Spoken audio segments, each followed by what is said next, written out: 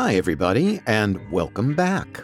Now, let me start this week's post by talking a bit more about actor, director, producer William Conrad and those films I only referred to briefly in last week's post.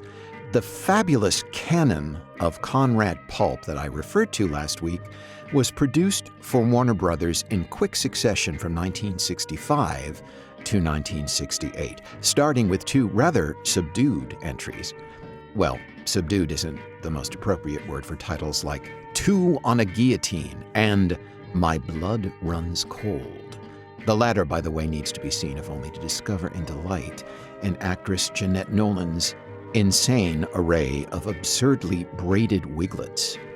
Even though actor Troy Donahue slows things down to a crawl as the least imposing psycho imaginable, Ms. Nolan's carousel of hairstyles spins just as out of control as that carousel does at the end of Strangers on a Train. But these two films are just a prelude to films like Brainstorm and The Cool Ones. Both are captivating in the ways they take delight in dizzy antics from two polar opposite directions. Brainstorm is a crazy meditation on madness, and The Cool Ones, a kinetic stunner of delirious pop pulp vitality. The last of the greats, Chubasco, which somehow manages to blend a queer mix of just about every genre into a big puddle of male melodrama and testosterone. But I digress. I should note here that Conrad was also responsible for producing Robert Altman's first film, Countdown, a film that feels like an experiment signaling in the beginning of what Altman would come to perfect over the next 3 years. But this particular collaboration must have been an unhappy one. Altman's overlapping dialogue makes naturalism look far too stylized and unnatural. Conrad, at his best, is a master of hyper-realism, not naturalism. Which leads me to this side note. It's a speculation. It's interesting to realize that Conrad was one of the few principal actors who survived 1956's Howard Hughes epic The Conqueror, a film notorious for having several cast members ultimately die of radiation poisoning after having significant sections of it shot on bomb site locations. To make a point, I thought I'd revisit a bit of depressing cinematic history via Wikipedia that's sure to raise an eyebrow if you happen to be unfamiliar with it. I'm quoting here. The cast and crew totaled 220 people. By the end of 1980, as ascertained by People magazine, 91 of these had developed some form of cancer, and 46 had died of the disease. Several of John Wayne and Susan Hayward's relatives who visited the set also had cancer scares. Michael Wayne developed skin cancer, his brother Patrick had a benign tumor removed from his breast, and Susan Hayward's son Tim Barker had a benign tumor removed from his mouth. Reportedly, Howard Hughes felt guilty about his decisions regarding the film's production, particularly over the decision to film at a hazardous site.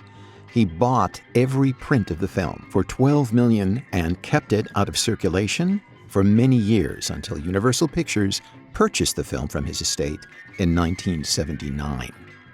The Conqueror, along with Ice Station Zebra, is said to be one of the films Hughes watched endlessly during his last years. Dr. Robert Pendleton, then a professor of biology at the University of Utah, is reported to have stated in 1980, "With these numbers, this case could qualify as an epidemic. The connection between fallout radiation and cancer in individual cases has been practically impossible to prove conclusively. But in a group this size, you'd expect only 30-some cancers to develop. With 91 cancer cases, I think the tie-in to their exposure on the set of The Conqueror would hold up in a court of law."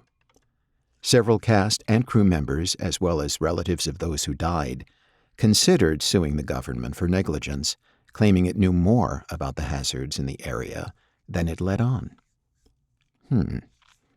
Well, it's a crazy supposition, I know, but is it possible that The Conqueror and its creepy aftermath might have contributed to the vertiginous aspect of Conrad's obsession with the more garish colors of pop American culture. I'm just saying. Which brings me once again to his wild adaptation of Norman Mailer's serialized fever dream of a novel, An American Dream, which weighs in for me as the perfect example of a film edging its way towards its own orgasm. And the little death that follows it takes itself quite seriously. Oh dear, I promised to pick up from where I left you at last week's cliffhanger, didn't I? Well, next week, just tighten your seatbelt for the ride ahead. Be well. Bye-bye for now.